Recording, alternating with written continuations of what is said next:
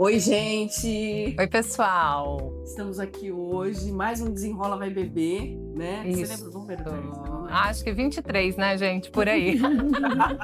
A gente sempre se perde na conta, né?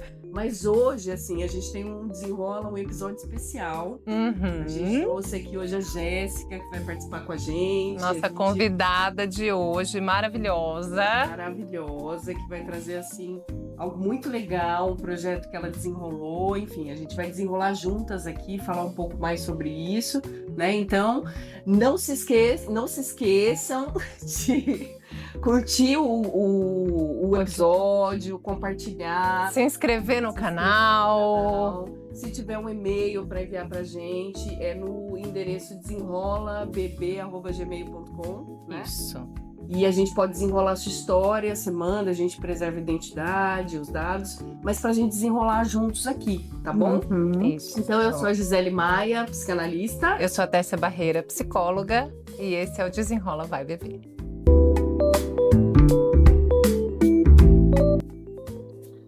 Oi, Jéssica! Oi, Gi. Oi, Jéssica. Tudo bem? Obrigada por você ter vindo hoje aqui conversar com a gente. É um prazer estar aqui, estou honrada de estar aqui na presença de vocês. Acompanho o canal, acompanho os podcasts e acho o conteúdo de vocês incrível. E obrigada pela oportunidade de estar aqui, estou muito feliz. Ai, que legal. Então, gente, a Jéssica, ela é psicanalista, né, Jéssica? Quer falar um pouquinho?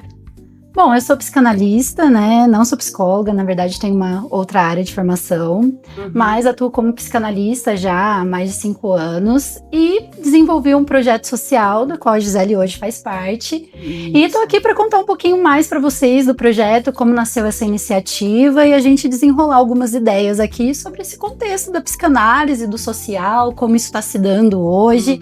E quem sabe aí abrir uma oportunidade para quem está procurando uma ajuda terapêutica pela via da psicanálise e encontrar através de um valor acessível, profissionais que são éticos, que são comprometidos com os fundamentos da psicanálise, que essa é a minha maior questão.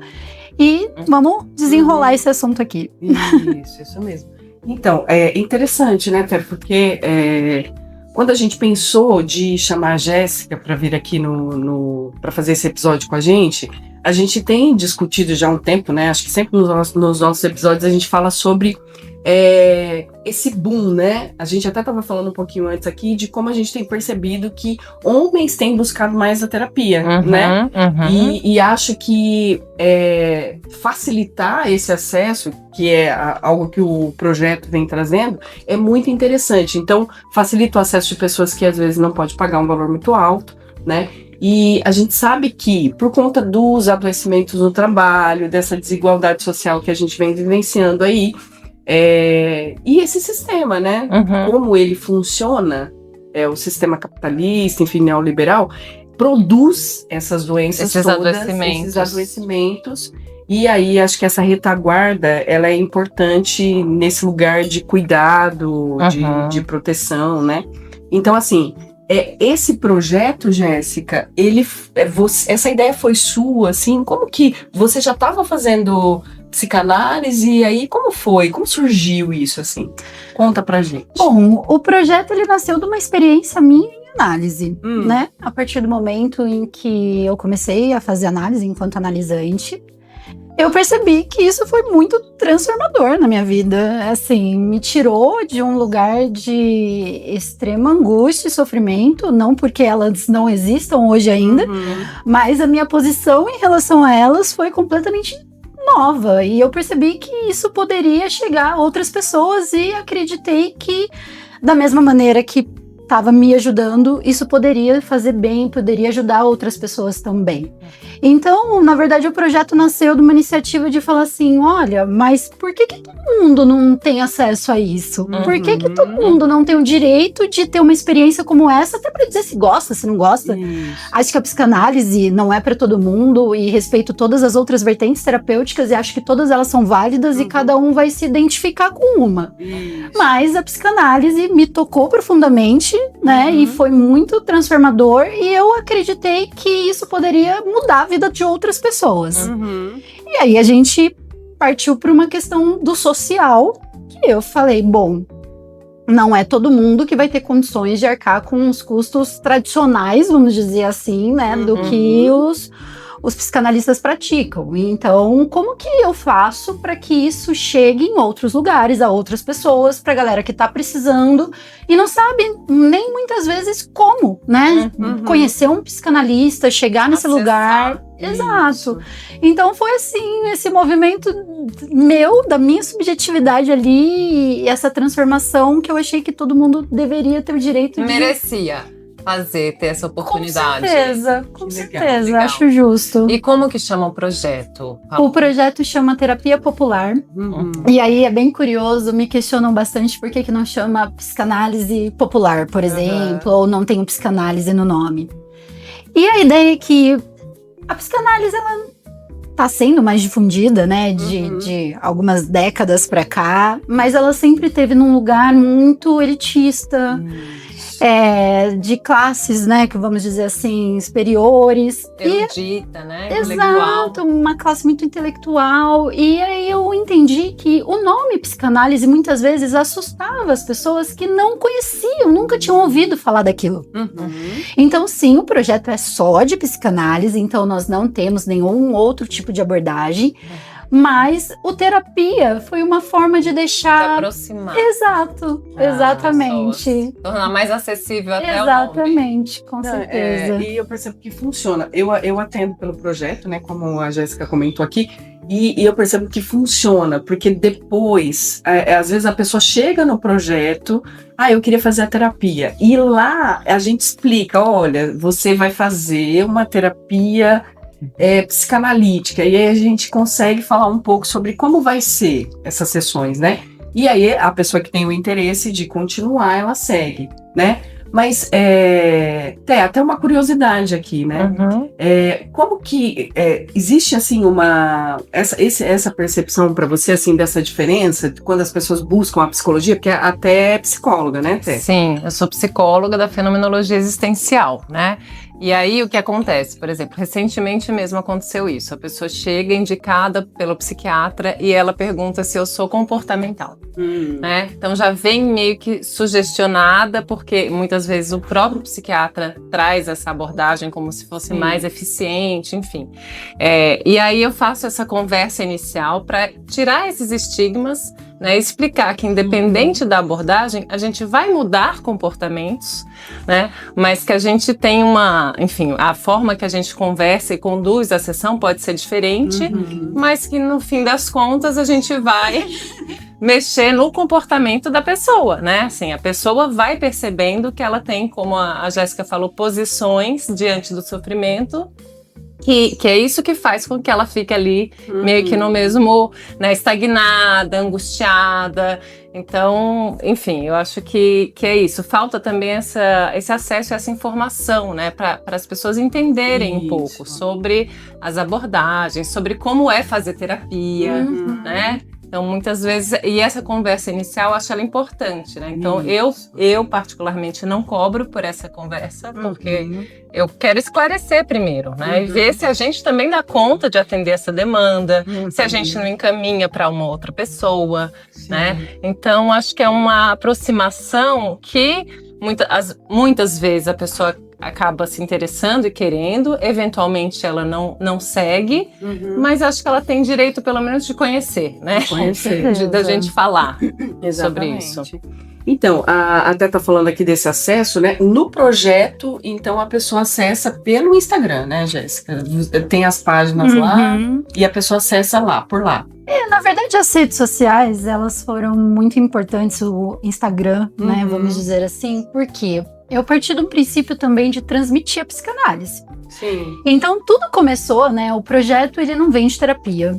E eu tenho minhas ressalvas aí com determinadas plataformas hoje que tratam o processo terapêutico como uma espécie de comércio.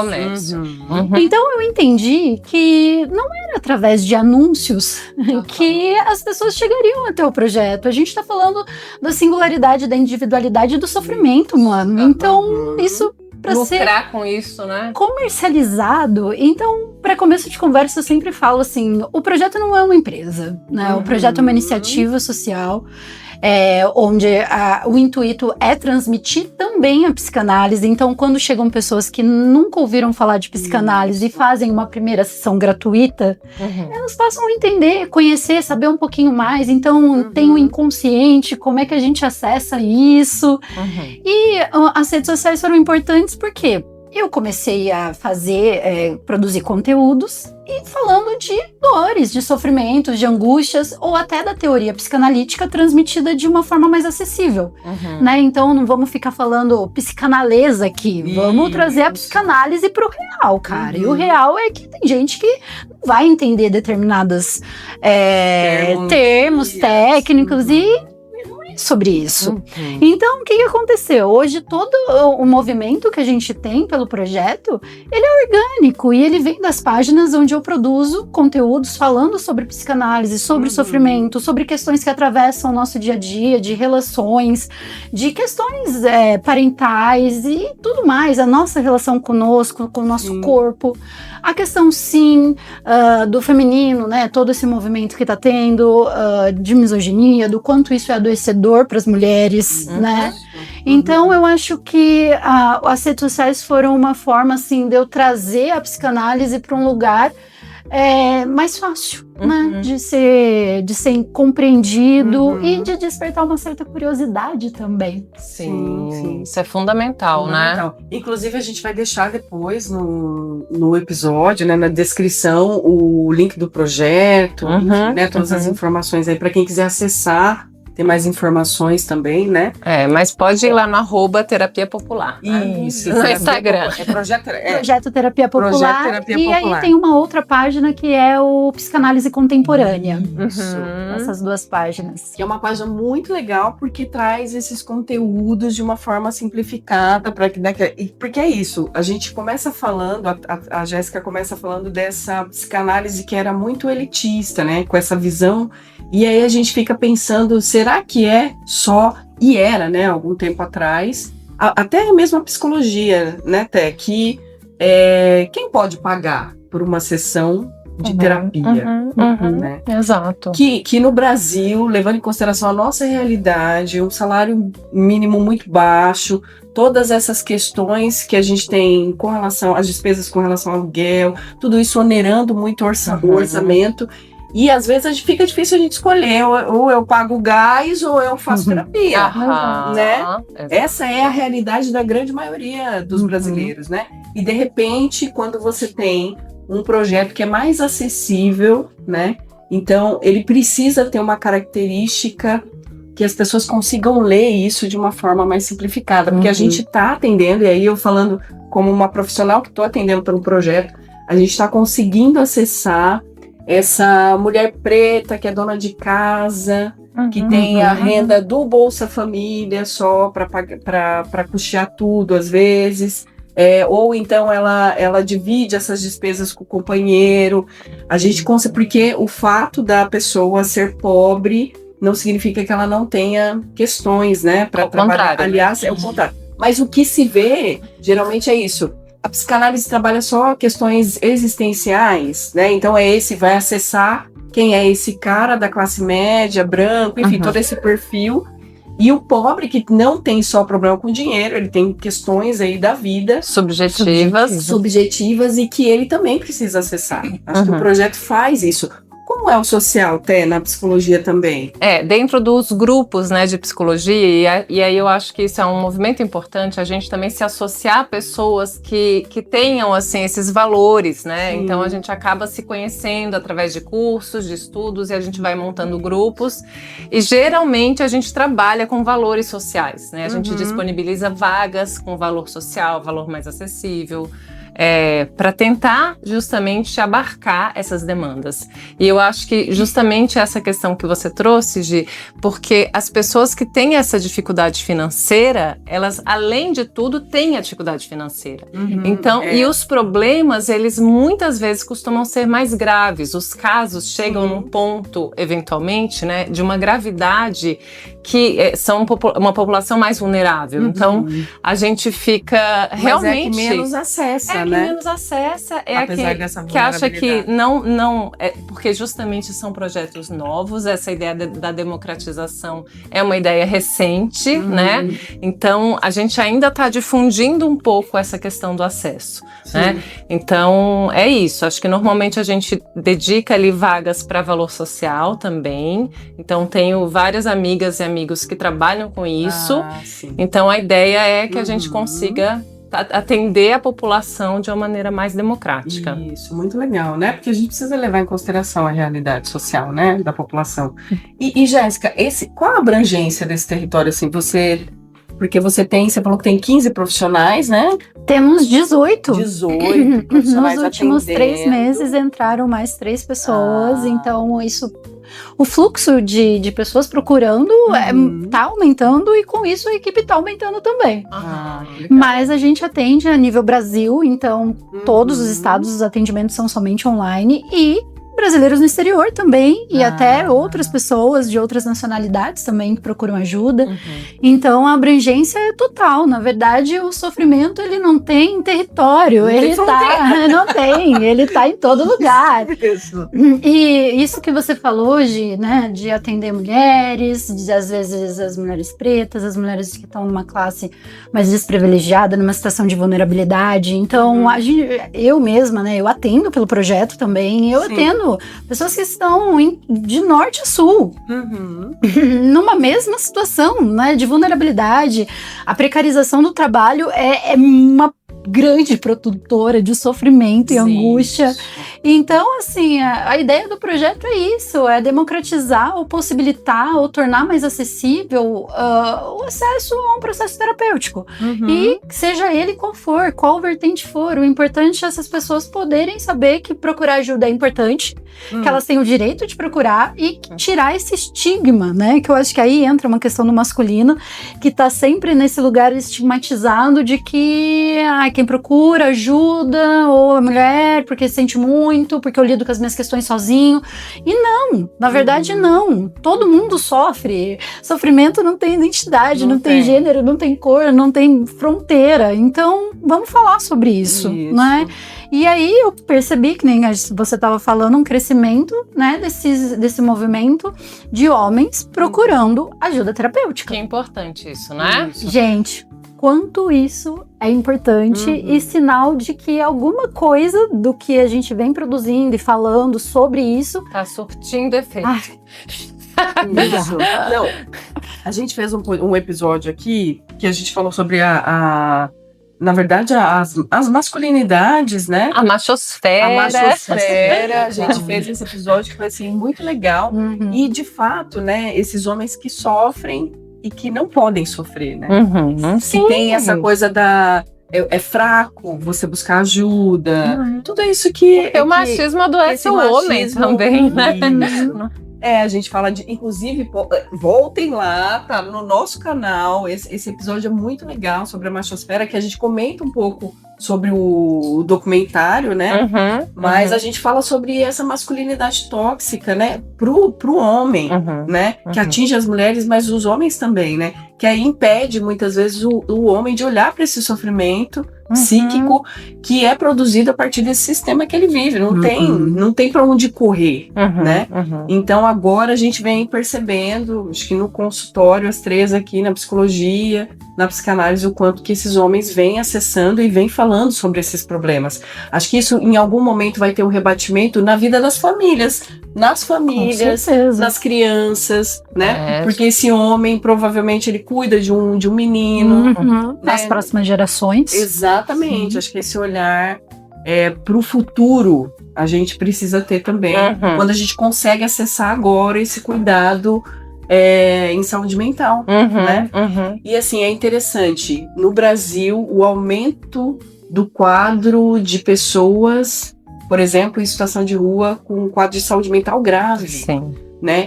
E aí a gente tem esse recorte da população. Eu falo isso porque trabalhei muito tempo com população de rua, e a gente foi vendo, trabalhei 12 anos com população de rua, e a gente foi vendo ao longo dos anos o quanto que foi se agravando, especialmente entre os homens quadros de saúde mental gravíssimos na rua. Uhum. E depois a gente foi percebendo, porque antes tinha esse estigma da pessoa em situação de rua, que é aquele cara elitista, não, desculpa, etilista, e que ele tá há muito tempo no uso de substância e é só aquilo.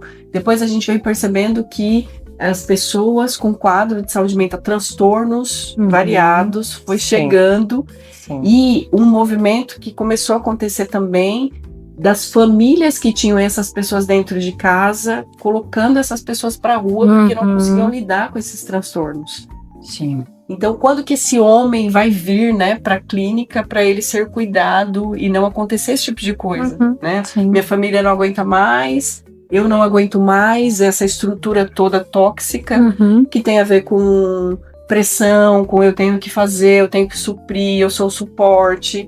E Provedor. aí, eu sou um provedor e aí eu vou pra rua para poder lidar com tudo isso e desenvolvo transtornos mentais graves, né? Porque tem uma culpabilização, né? Então, assim, a sociedade culpabiliza, ele se culpabiliza, ele não dá conta, né? Fica num estigma e de vergonha de não dar conta disso. Então, ele acaba saindo, né? Abandonando essa casa porque existem mesmo cobranças dentro dessa família em relação a esse papel, né? De provedor. Sim. Então, não é só o homem que se coloca nessa situação, né? A sociedade como um todo acaba reforçando isso. Mas que legal, né? Então a gente tá tendo aí essa estatística boa de que os homens estão chegando, né? Sim, eu acho isso ótimo, né? Isso que você tá falando é muito importante, porque ou ele é um super-homem, ou ele não é nada. E aí, se você vê a maioria das pessoas que estão em situação de rua, os homens principalmente, eles estão justamente desvinculados do seio das suas famílias, porque não conseguiram ali sustentar uma posição que é extremamente violenta, né? E aí a gente tá falando de uma questão social também.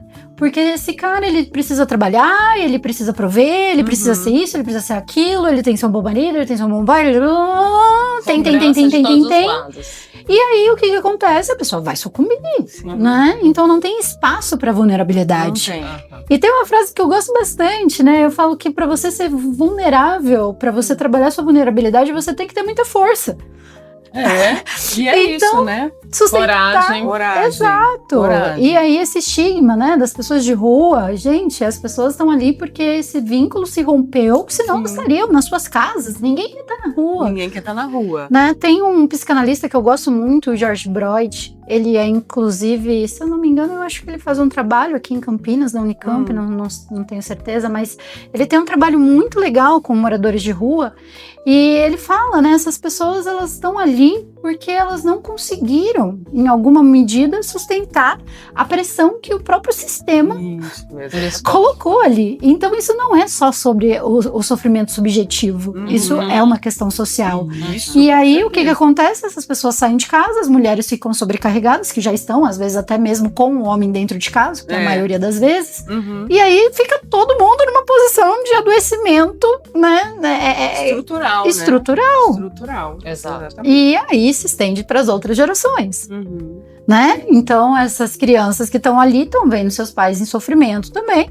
E, cara, isso vira um problemão. Saúde pública, sofrimento individual, né? Dentro da singularidade de cada um. E eu acho que isso é importante falar. A psicanálise, ela trabalha com a individualidade, com a singularidade do sujeito, sim. Mas o sofrimento, ele tá atravessado pelo social. Então, a gente vai ouvir tudo.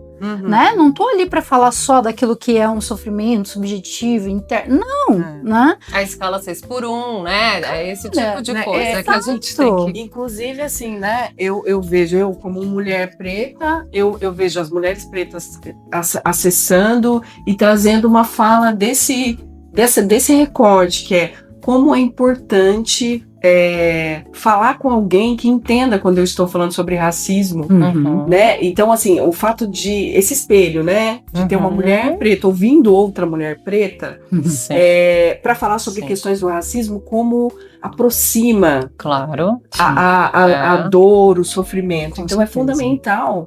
Acho até que é uma responsabilidade do profissional que atende, e aí, né? Acho que todas essas esferas do sofrimento, da cultura, do social, que a gente minimamente leia sobre isso tudo. Interseccionalidade. Porque isso vai aparecer, a gente não está desconectado, como a Jéssica falou, a gente não está desconectado, né? A gente tem uma família que tem problema. Está implicado nisso. A gente está implicado nisso.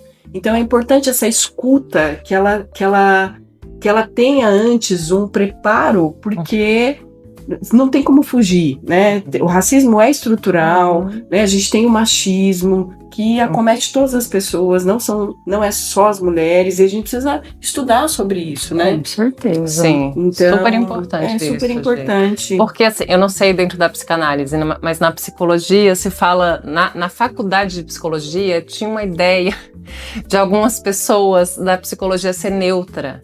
Né? Então, do profissional também, né, ser neutro, né? E eu gosto daquela coisa que neutro é shampoo de bebê, né? Porque como assim, né? Como que a gente acha que a gente vai fazer uma escuta melhor se colocando nessa posição? Covarde, né? Em cima do muro. Eu imagino que não dá para você ouvir sobre um sofrimento produzido a partir do racismo, falando da minha realidade, sem que você não entenda o quanto que esse fenômeno, né? Esse fenômeno produz adoecimentos. Não dá. Não dá. Assim, exato. Eu ouço alguém falando de como ele se sente quando entra numa loja e ele é perseguido. Eu preciso fazer esse movimento de entender o que significa esse racismo estrutural, que tem uma questão da cor da pele ali, que tem uma questão racial. Eu não posso desconsiderar isso. E claro, eu tô ouvindo, como eu sou uma testemunha desse sofrimento, né? Eu acho que é isso. Quando você tem esse conhecimento, você tá testemunhando esse sofrimento e não minimizando, né? Então é importante, muito importante, acho que a gente falar disso aqui, né? Sim. E aí, Jéssica, você estava comentando, né? A gente falou aqui do social. Tem um estigma também no valor social. As pessoas pensam assim, será que tem a mesma qualidade? Será que se eu pagar a sessão mais barata, o profissional vai entregar para mim qualidade? Você já escutou isso? Como é que é? Mas é muito barato, acho que não presta. Não deve ser bom, né? Não deve ser bom. É curioso, né? Porque tem um olhar capitalista em cima dessa dinâmica, dessa avaliação, né? Então, o que é caro é bom? Não, nem sempre. Pelo contrário. Eu acho que tem uma questão assim que me atravessa muito e que a minha prioridade no projeto é o quê, né? Bom, a gente sabe que depois desse boom da saúde mental e dessa procura, né, que cresceu, e que bom que aumentou, também cresceu o número de profissionais que talvez não possam ser chamados até de profissionais, né? Não de tudo, né? Não tão qualificados. Então, aí a gente fica numa situação complicada, porque então, quem que é? Né? Quem são os profissionais que são capacitados ou quem que está atendendo nesse projeto social? Todos os psicanalistas do projeto, eu prezo, né, pelos fundamentos básicos da psicanálise, então isso é a minha ética. E a psicanálise, como todo mundo sabe, não tem uma formação acadêmica, né? Não tem uma normativa, né, para regulamentar a psicanálise. Então, o que sustenta um psicanalista é a ética, né? O seu comprometimento ético, né?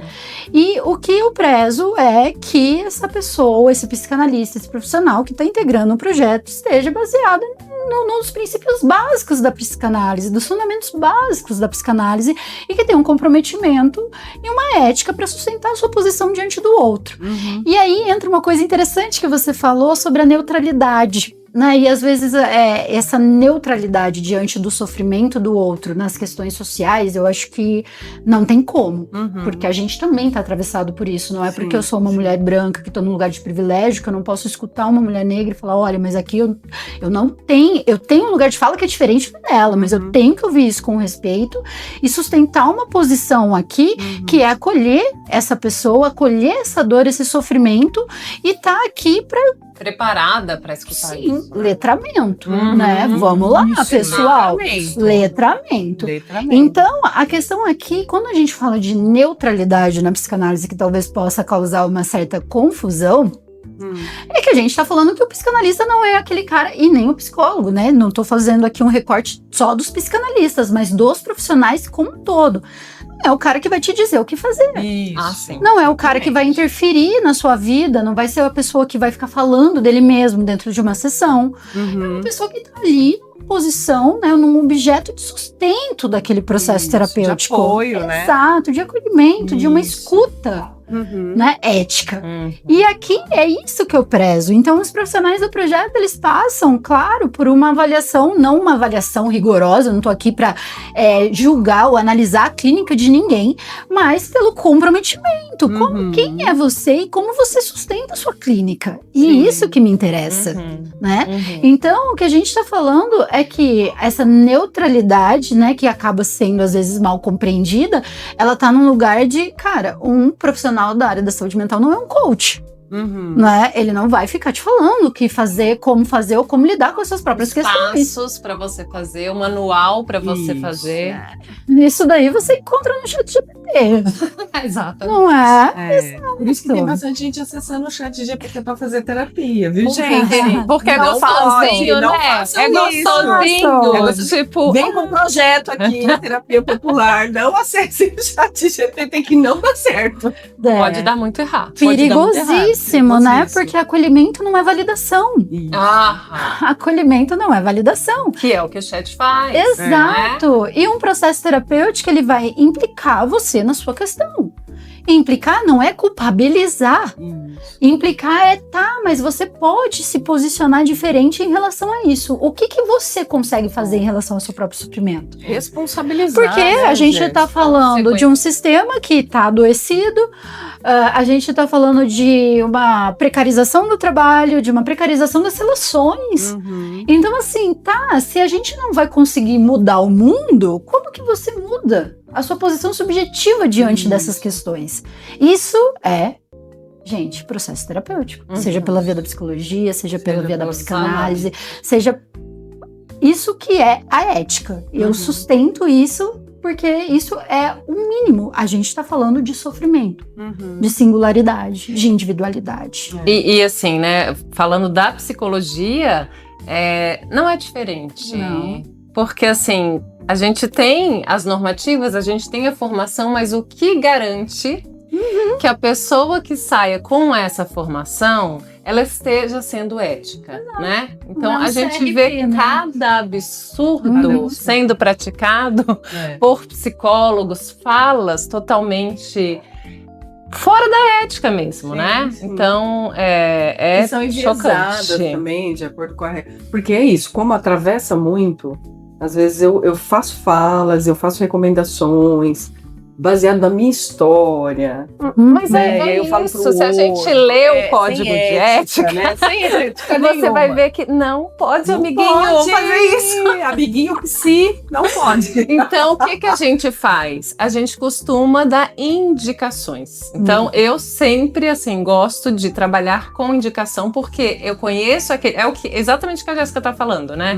Os profissionais que atendem, eles são indicados porque eles passam por algum crivo nessa narrativa. O que essa pessoa pensa, o que ela tá falando, como que é a escuta dela, né? Então, isso a gente faz de uma maneira informal dentro da psicologia com os colegas de profissão, né? Então, eu sempre sugiro, mais do que a abordagem, é o profissional, né? Então, tem profissionais que são psicanalistas, da comportamental, da humanista, que são profissionais que vão ter ética, que vão conseguir fazer com que aquele processo terapêutico realmente aconteça. Se desenrole, né? Se desenrole. Então, e eu acho que, assim, pra gente ir, né, concluindo aqui, acho que o projeto, ele tem isso, ele tem essa coisa de chamar os profissionais, de conhecer, de dizer, esse profissional, ele tá qualificado, tem essa ética que o projeto pede, é um projeto sério, então a gente entende que o valor social que é colocado lá é o valor justo, dentro dessa realidade que a gente vivencia, e que as pessoas podem chegar porque tem qualidade, tem entrega, dedicação, os profissionais que estão lá são qualificados, né? Eu que estou participando do projeto sempre escuto as pessoas dizerem, nossa, é diferente quando você vem referenciado, indicado por um projeto. Sim. Tem uma coisa da seriedade que o projeto traz, porque o projeto ele tem um termo de compromisso, ele tem O estudo, a supervisão, não é? A gente sabe que essas pessoas estão ali estudando, estão se envolvendo, né? Estão dedicados, né, com a proposta. Vou trazer uma coisa também, meninas, sobre o projeto, que eu acho que é importante falar. Sim. A gente faz a primeira, o que nos termos técnicos da psicanálise chamaria entrevista, mas soa como uma primeira sessão gratuita. Né? Uma conversa. E hoje a gente tem 18 profissionais na equipe, e as pessoas que procuram o projeto, elas podem escolher os seus profissionais conforme as suas identificações ali com aquela pessoa ou com aquele tema de estudo que aquele profissional tem mais familiaridade. Lembrando que todos os psicanalistas trabalham com todos os tipos de angústia e sofrimentos, mas tem algumas áreas de pesquisa que às vezes aquele profissional se empenha um pouquinho mais.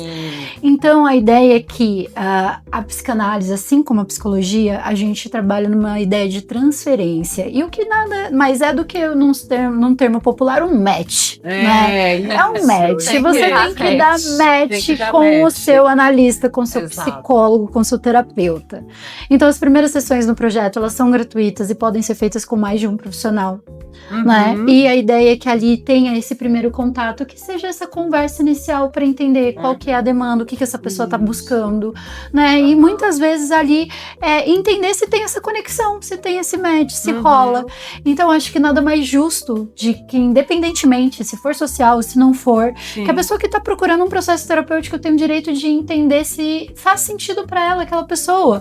Às vezes, como diria Freud, né, o brilho na ponta do nariz que faz com que aquela pessoa seja seu analista, ou seja, seu psicólogo, é um óculos, é um olhar, é um jeito de falar, não importa. O inconsciente, ele se dá de maneiras muito diversas. Se conecta, né? Assim como o amor, né? A gente nunca sabe por que a gente ama, ou por que a gente gosta daquela determinada pessoa, né? Então, o processo terapêutico, ele não escapa desse lugar. Então, acho que é importante ter essa abertura, né? E a ideia é que o projeto proporcione um atendimento ético, responsável, acessível, dentro da singularidade e da individualidade de cada um. Então, isso é respeito com Agora, o sofrimento. Vou fazer uma provocação, Jéssica.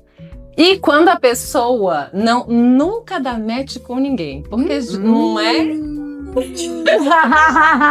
faz a entrevista com nossa, aquele não, né? Também existe esse lugar aí que as pessoas, às vezes, elas ficam selecionando e ninguém é perfeito para mim. Então, também é bom a gente se olhar quando a gente começa a colocar muitos defeitos em todo mundo. Já é dados para o processo, né? Já é como fala, já é demanda para o processo. Eu não consigo me identificar com ninguém. Isso, tipo, é o 5º profissional que eu tô aqui no projeto e eu não consegui. Mas você tem acesso a essa informação? A pessoa, quando ela manda para você lá, ela pede o quê? 2, 3? Geralmente, né? As pessoas que entram em contato comigo se interessam por um ou dois profissionais e acabam fazendo ali. Geralmente dá certo, com um ou com outro. Às vezes, se a pessoa faz com um não dá certo, ela retorna e fala: olha, eu queria tentar com aquela outra pessoa.